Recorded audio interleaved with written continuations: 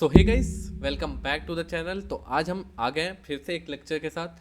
आज हम बहुत इंटरेस्टिंग क्वेश्चन करने वाले हैं जो है एक्सट्रैक्शन ऑफ डिजिट के बारे में। एंड अगर तुमने पुराना वीडियो नहीं देखा है तो तुम जाके चैनल पर देख सकते हो। एंड इस सीरीज में हम आज जो बात करने वाले हैं वो होने वाला है extraction of digit. Extraction of digit क्या होता है भैया? Extraction of digit, okay. तो एक्सट्रैक्शन ऑफ डिजिट होता क्या? सपोज मैं तुम्हें बोलता हूँ कि 567 है, तुम इसका डिजिट एक्सट्रैक्ट कर दो। नाम में ही लग रहा है कि हमको इसका सारे डिजिट्स को अलग करने हैं या यही करना है। एंड इसी पे तुम्हें बहुत अच्छे अच्छे क्वेश्चंस मिल जाएंगे। कैसे क्वेश्चंस मिल सकते हैं यार? देखो, अगर मैं तुमको बोलता हूँ सम ऑफ डिजिट करने का, तो सम ऑफ डिजिट कर सकते हैं क्या? बिल्कुल कर सकते हैं। अगर मेरे को डिजिट्स मिल गए, उनका सम ही तो करना है। Reverse of A number, reverse of A number, इसका मतलब कि अगर मैं बोलूँ तुम 567 को 765 में कन्वर्ट कर सकते हो क्या? बिल्कुल कर सकते हैं। एंड इसी रिवर्स ऑफ नंबर पे एक और कॉन्सेप्ट आता है पैलिंड्रोम का। पैलिंड्रोम में क्या करते हैं? पैलिंड्रोम में हम क्या करते हैं, हम किसी भी नंबर का अगर मैं उल्टा रिवर्स कर दूँ, मीन्स अगर मैं 1 to 1 को रिवर्स करूँ तो 1 to 1 ही बनेगा। अगर मैं 567 को रिवर्स करता हूँ तो 765 बनता है। तो ये पैलिंड्रोम नंबर नहीं है। अगर मेरे को रिवर्स करने पे सेम नंबर मिल जाए तो वो पैलिंड्रोम नंबर होता है। इसके अलावा और कहाँ यूज कर सकते हैं आप? देखो, सम ऑफ डिजिट्स में तो सम ऑफ डिजिट्स हो गया। अगर मैं तुमको बोले ऑड फाइंड करने का, या मैं बोलूँ तुमको इवन डिजिट्स का, तो तुम कर सकते हो, बिल्कुल कर सकते हो। इसके साथ साथ एक और बहुत इंपॉर्टेंट कॉन्सेप्ट होता है जिसको बोलते हैं आर्मस्ट्रॉन्ग नंबर। आर्मस्ट्रॉन्ग नंबर क्या होता है यार? देखो, आर्मस्ट्रॉन्ग नंबर ऐसे नंबर्स होते हैं, अगर मैं उनका क्यूब करूँ, अगर मैं हर एक नंबर का क्यूब कर दूँ एंड उसके बाद मैं उनका सम कर दूँ, सपोज मैं लिखता हूँ 153, अगर मैं इसका क्यूब कर दूँ एक एक डिजिट का एंड उसके बाद इनका सम करो, अब मेरे को वापस से सेम नंबर मिल गया, देन ये क्या है? आर्मस्ट्रॉन्ग नंबर है। तो इन सब में कहीं ना कहीं देखो तो एक कोर कॉन्सेप्ट है एक्सट्रैक्शन ऑफ डिजिट का। तो आज हम वही समझेंगे इस वीडियो में। तो चलो स्टार्ट करते हैं वीडियो को। तो सबसे पहले सोच लेते हैं भाई अपना लॉजिक बनाएंगे कैसे। अगर मेरे पास एक नंबर है 567, तो मैं कैसे इसका डिजिट एक्सट्रैक्ट कर पाऊंगा? तो हम क्या मैथ यूज करके, सिंपल मैथ यूज करके, बहुत बेसिक लेवल का मैथ यूज करके कर सकते हैं? हाँ, क्यों नहीं, हम ट्राई तो कर सकते हैं ना। तो देखो कैसे कर सकते हैं। अगर मैं तुमको बोलूँ, अगर मैं इस नंबर को उठाता हूँ और अगर मैं इस नंबर को, मेरे को लास्ट डिजिट ही चाहिए, राइट? अगर मैं इस नंबर को 10 से डिवाइड कर दूँ तो क्या होगा? अगर मैं बोलता हूँ कि मैं 567 को 10 से डिवाइड करना चाहता हूँ, तो इसको मैं डिवाइड करूँगा तो मेरे को 5 टाइम्स करना पड़ेगा। और यहाँ पे मैं इसको जल्दी से डिवीजन कर लेता हूँ। अब एक चीज़ नोटिस करो, ओ भाई, ये तो अपना रिमाइंडर है। और रिमाइंडर में हमें क्या मिला यार? रिमाइंडर में हमें मिल गया अपना लास्ट डिजिट, ओके। तो उसके लास्ट टू लास्ट डिजिट कैसे मिल सकता है? ओह भाई, ये तो नंबर अपडेट भी हो जा रहा है। अगर मैं इस नंबर को उठा के फिर से 10 से डिवाइड करूँ तो हमें क्या मिल जाएगा? हमें मिल जाएगा लास्ट का लास्ट डिजिट। तो ये भी एक क्या है? रिमाइंडर है। अच्छा, मैं इस नंबर को फिर से लेके जाता हूँ एंड फिर से इसको 10 से डिवाइड करता हूँ। तो अब मैं जैसे डिवाइड करूँगा नहीं जाएगा, 0 टाइम्स होगा। तो ये हो गया 0 और हमें रिमाइंडर, फिर से रिमाइंडर ही मिला। तो एक चीज़ अगर तुम नोटिस करो तो सबसे पहले हम क्या कर रहे हैं, जो भी नंबर मिल रहा है उसको मॉड्यूलस कर रहे हैं 10 से। मॉड्यूलस क्यों कर रहे हैं? देखो, मॉड्यूलस का मतलब होता है हमें रिमाइंडर चाहिए। एंड अगर तुम नॉर्मल डिवीजन करते हो तो इसका मतलब होता है हमें क्वोशंट चाहिए, राइट? तो दूसरा स्टेप क्या है कि हम नंबर को अपडेट करेंगे। क्यों अपडेट करेंगे? क्योंकि अगर मेरा 567 से डिजिट्स एक्सट्रैक्ट करना है, अगर मैं एक बार 567 से 7 एक्सट्रैक्ट कर लिया तो मेरे को 567 नहीं चाहिए, 56 चाहिए। तो वो कैसे कर सकते हैं? बस उसी नंबर को कोसेंट ले लो। तो इसका मतलब हम उस नंबर को 10 से डिवाइड कर दे तो हमें यहाँ पे कोसेंट मिल जाएगा। यहाँ से हमें डिजिट्स मिल रहा था, यहाँ पे अपडेटेड नंबर मिल जाएगा, ठीक है। उसके बाद देखो, अब हमें एक चीज़ और ध्यान देना कि ये लूप कब तक चलेगा। ये तो एक लूप में चलेगा, तो ये लूप तब तक चलेगा जब तक मेरा कोसेंट जीरो ना हो जाए। कोसेंट जीरो होने का मतलब क्या? मेरा नंबर जीरो ना हो जाए। तो इसका मतलब जब भी नंबर ग्रेटर देन जीरो तब तक चलाओ भैया, उसके बाद बंद कर दो। तो हम एक वाइल लूप के अंदर हम वाइल लूप लिख सकते हैं। हम बोल सकते हैं कि जब तक मेरा नंबर ग्रेटर देन जीरो है, हम बोल सकते हैं कि सबसे पहले मैं नंबर को मॉडुलस कर दो 10 से एंड इसी को एक डिजिट वेरिएबल में स्टोर कर लो, कोई भी वेरिएबल बना सकते हो एंड उसका नंबर को अपडेट कर दो। इतना करते हैं डिजिट एक्सट्रैक्ट हो जाएंगे। तो हम एक काम करते हैं, हम पहले डिजिट एक्सट्रैक्ट करके कोड लिख लेते हैं एंड देन हम सम समझेंगे। सम के लिए क्या करना है यार, सम के लिए यहीं पे जल्दी बता देता हूँ। सम के लिए सिंपल, जब हम एक 1 to n नंबर का सम जैसे करते थे ना, सम की वैल्यू एक जीरो असाइन कर लेते थे, फिर हम सम की वैल्यू सम प्लस जो भी नंबर होता था वो ऐड करते। तो बट यहाँ पे हमारा डिजिट्स है तो हमें डिजिट्स को ऐड करना होगा, तो हम डिजिट्स को ऐड कर लेंगे। ओके, आई होप तुम्हें ये लॉजिक समझ में आ गया होगा। तो हम इसमें कर क्या रहे हैं, तो हम क्या कर रहे हैं, सबसे पहले n को 10 से मॉडुलस कर रहे हैं ताकि हमें डिजिट मिल जाए, एंड उसके बाद n को अपडेट कर रहे हैं। क्यों? क्योंकि हमें अब उस डिजिट का कोई काम नहीं है, उसके बाद वाले नंबर्स चाहिए। तो इसलिए हम उसको अपडेट करने के लिए 10 से डिवाइड कर रहे हैं, नॉर्मल डिवीजन, जिससे हमें कोसेंट मिल जाएगा, एंड कोसेंट ही हमारा अगला नंबर होगा जिससे हमको अगला डिजिट एक्सट्रैक्ट करना होगा। एंड ये कब तक चलेगा? जब तक n की वैल्यू जीरो से बड़ी ना हो। ठीक है, क्योंकि n की वैल्यू चेंज हो रही है यहाँ पे, हम यहाँ पे लिखेंगे n equal to n modulus n/10। Okay, तो यहाँ से हमें डिजिट एक्सट्रैक्ट हो जाएगा एंड यहीं पे हम एक सम वेरिएबल बना लें। अगर मैं इसी डिजिट एक्सट्रैक्ट करने के बाद सम प्लस इक्वल टू डिजिट लिख दूँ तो हमें डिजिट्स का सम मिल जाएगा, राइट। तो आई होप तुम्हें समझ में आया होगा ये लॉजिक काम कैसे कर रहा है। तो हम इसको जल्दी से कोड कर लेते हैं और समझ लेते हैं बाकी चीज़ों को। तो एक काम करता हूँ, मैं पहले इतना पार्ट हटा देता हूँ ताकि ये साइड में हो और तुम्हें कोड में दिखे सब कुछ। Okay, great. तो हम क्या करते हैं, हम चलो कोड लिख के समझ लेते हैं। तो सबसे पहले हमें एक वेरिएबल चाहिए होगा, ठीक है, जिसको हम इनपुट ले लेते हैं। अब देखो, सबसे पहले हमें एक वाइल लूप चलाना होगा। हम पहले ना डिजिट प्रिंट करके देख लेते हैं। अब यहाँ पे तुम्हारा कंडीशन क्या है? कंडीशन है अपना n, जो n है वो ग्रेटर देन 0 है, एंड इसके अंदर कोड लिखेंगे हम लोग। अब कोड क्या है भाई, सबसे पहले तुम्हारा जो भी नंबर है एक डिजिट के अंदर स्टोर करना होगा। एक डिजिट वेरिएबल बना लेते हैं इसी के अंदर। तो डिजिट वेरिएबल के अंदर हम स्टोर करेंगे क्या चीज़, हम इसमें स्टोर करेंगे जो नंबर है। अगर मैं इसको मॉडुलस करता हूँ तो हमें मिलता क्या है? एक्चुअली डिजिट ही मिलता है, तो मैं एक डिजिट वेरिएबल बना लिया। एंड फिर से हम क्या करेंगे, हम डिजिट को चाहो तो यहाँ पे प्रिंट करते जाओ, जैसे डिजिट बन रहा है तुम डिजिट को प्रिंट करते जाओ। एक काम करता हूँ, मैं यहाँ पे एंडल भी लगा देता हूँ, तो हर इटरेशन पे तुम्हें दिख जाएगा। एंडल लगा देता हूँ, और चाहो तो तुम यहाँ पे n की वैल्यू भी प्रिंट कर सकते हो। तो एक काम करते हैं, मैं डिजिट के साथ साथ यहाँ पे एक स्पेस लेके n की वैल्यू भी प्रिंट कर देता हूँ ताकि तुम्हें दिखे कि वो चेंजेस हो कैसे रहे। ओके, तो हम फिर n की वैल्यू अपडेट कर रहे हैं, बस इतना कर दिया, कोड हो गया कंप्लीट। अब हम इसको चला के देखते हैं। तो एक काम करते हैं, रन कराते हैं। ओके, मैं कोई भी डिजिट ले लेता हूँ, मैं सपोज ले लेता हूँ 6 7 8 5। अब देखो, सबसे पहले हमें 5 एक्सट्रैक्ट हुआ, फिर क्या एक्सट्रैक्ट हुआ? अच्छा, एक चीज़ रह गया, यहाँ पे स्पेस नहीं डाला मैं, इसलिए ये चिपक गया है।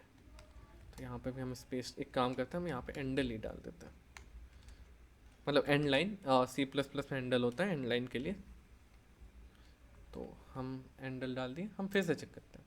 सपोज मैं फिर से 6 7 5 लिखता हूँ, 6 7 5। ओके, तो सबसे पहले 5 एक्सट्रैक्ट हुआ था और n की वैल्यू 6 7 5 थी, राइट। ऐसे किए थे हम लोग, पहले बार इसको डिवाइड करके हम लोग लिए थे, रिमाइंडर ले लिए थे। उसके बाद 6 7 हुआ, उसको डिवाइड किया, 7 मिला, फिर 6 है। तो ये ऐसे लाइक n की वैल्यूज़ भी चेंज हो रही है। इसके बाद n की वैल्यू 0 हो जाएगी, ऑब्वियसली उसका लूप टर्मिनेट हो जाएगा, एंड साथ ही साथ हमें डिजिट्स भी मिल गए, राइट। बहुत अच्छा है। अच्छा, एक चीज़ देखो, क्या हम सम अब कर सकते हैं? अगर मैं यहाँ पे एक वेरिएबल बना दूँ, मैं लिखता हूँ यहाँ पे एक वेरिएबल जिसका नाम होगा सम इक्वल टू 0। अब देखो, सम की वैल्यू 0 हो गई। नॉर्मल सम करना है यार, किसको सम करना है भाई? अपने डिजिट्स को। तो हम एक काम करेंगे, sum equal to sum plus digit. अब मैं इस लाइन को कमेंट आउट कर दूंगा, ग्रेट। अब देखो, तुम इसको तो शॉर्ट हैंड में भी लिख सकते हो, sum plus equal to digit, same बात है। अगर तुम ये और ये दोनों स्टेटमेंट्स बिल्कुल सेम है। तो चलो, क्या हम सम निकाल सकते हैं? बिल्कुल निकाल सकते हैं। अब सम निकल जाएगा, लास्ट में हमें प्रिंट भी करना होगा। तो हम यहाँ पे एक सी आउट स्टेटमेंट लिख लेते हैं जिसमें हम लोग प्रिंट करेंगे sum is sum of digit, sum of digits. उसका इसे यहाँ पे हम लोग सिंपली प्रिंट कर देंगे। क्या प्रिंट करेंगे गाइस? बहुत सिंपल है, अपना सम प्रिंट करेंगे और क्या प्रिंट करना है। हाँ हाँ, सॉरी सॉरी, ओके, तो हमें अपना सम यहाँ पे प्रिंट कर देना, बिल्कुल। ओके ग्रेट, तो चलो प्रिंट करते हैं।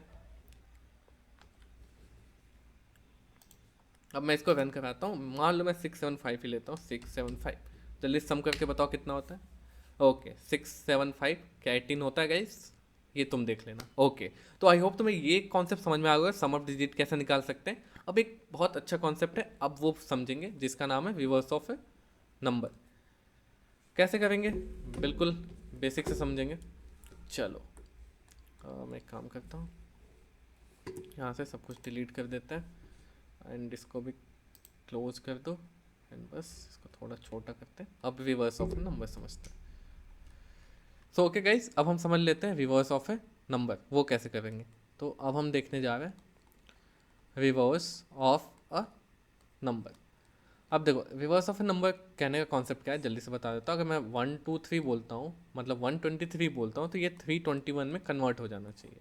अच्छा, तो इसको सोचेंगे कैसे यार, अभी तो मेरे पास बेसिक फंडामेंटल कॉन्सेप्ट है, क्या हम उसको यूज करके इसको सॉल्व कर सकते हैं क्या? चलो देख लेते हैं। सो देखो इसको कैसे सॉल्व करेंगे, सबसे पहले क्या करेंगे, हमें डिजिट एक्सट्रैक्ट करना है। ठीक है, हम डिजिट ही एक्सट्रैक्ट करेंगे। उसके बाद अगर तुम ध्यान से देखो, अगर मैं बोलता हूँ कि अगर मेरे को एक एक डिजिट एक्सट्रैक्ट करना है, तो ये तो मेरे को वैसे भी उल्टा ही मिलता है। सबसे पहले 3 मिलेगा, फिर 2 मिलेगा, फिर 1 मिलेगा। अगर मैं किसी तरह इन सबको जोड़ दूँ और 321 कर दूँ, कर तो सकते हैं। अगर मैं एक वेरिएबल ले लेता हूँ रिवर्स नाम का, ठीक है, और मैं बोलता हूँ कि इसको 0 असाइन कर दो। अब एक इक्वेशन लिखते हैं रिवर्स नंबर।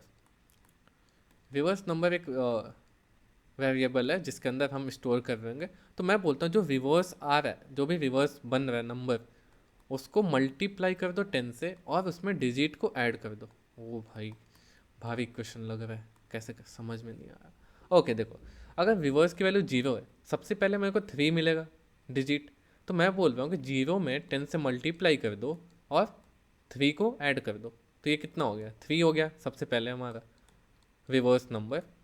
यहाँ पे भी रिवर्स नंबर होगा, जैसे सम कर रहे थे ना, बिल्कुल वैसा ही है, बस वहाँ सम की जगह रिवर्स है। और ये इक्वेशन में 10 से मल्टीप्लाई, 10 से मल्टीप्लाई क्यों कर रहे हैं, अगर मैं 3 को पहले, जो मेरा 3 आएगा, जब 3 आएगा सबसे पहले तो 0 है, ये वाला कंडीशन। अब देखो 3 मिल गया, अगर मैं 3 को 10 से मल्टीप्लाई करके फिर अगला डिजिट ऐड करूँ, तो वो 32 बनेगा कि नहीं, बिल्कुल बनेगा यार।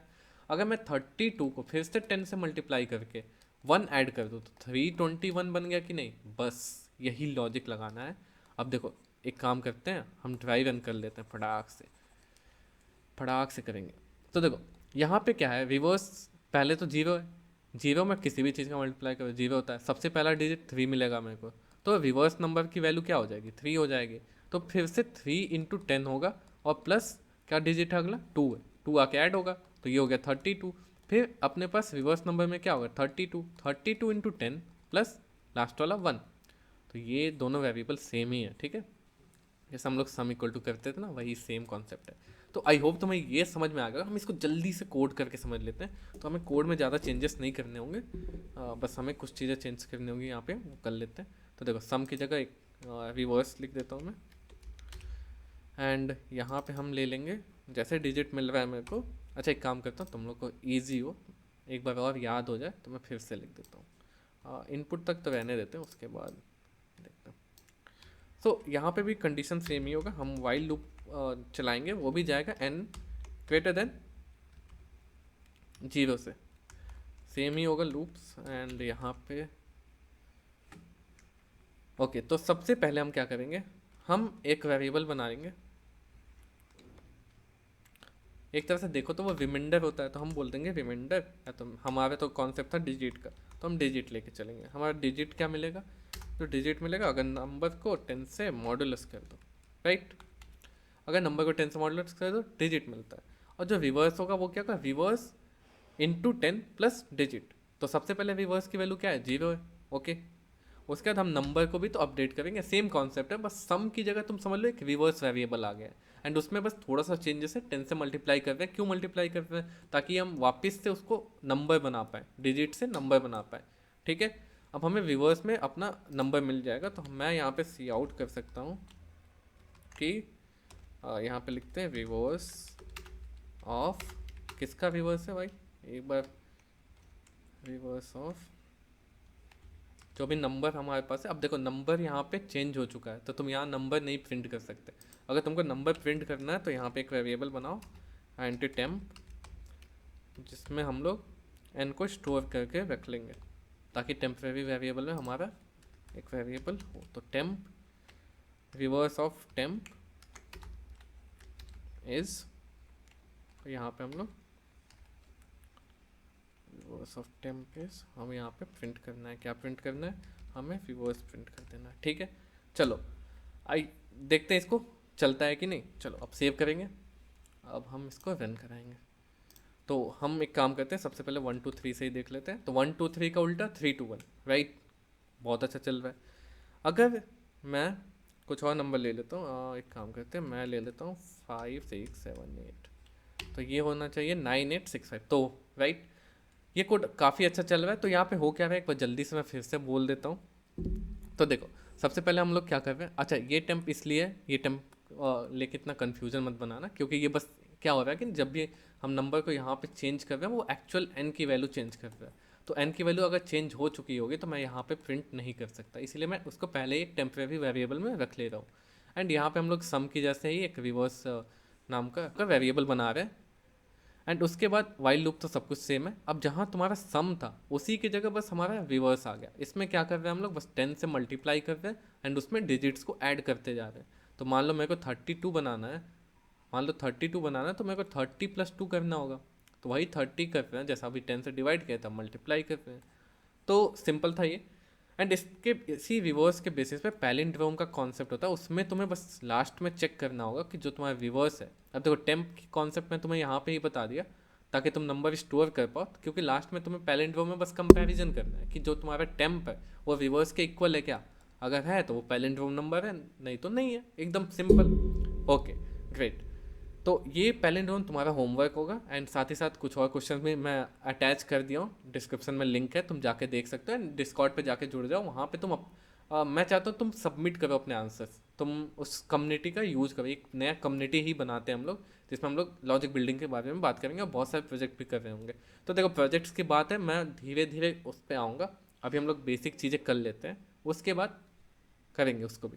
सो आज के लिए बस इतना ही गाइस। आई होप तुम्हें ये वीडियो अच्छा लगा हो। अगर अच्छा लगा हो तो एक थम्स अप दे देना। एंड साथ ही साथ इस चैनल को सब्सक्राइब कर लो, जिसको भी नीड है इससे कॉन्सेप्ट की या फिर ऐसे लॉजिक बिल्डिंग की, अपने उन सब दोस्तों को शेयर कर दो। तो आज के लिए बस इतना रखते हैं, मिलते हैं नेक्स्ट वीडियो में, बाय बाय।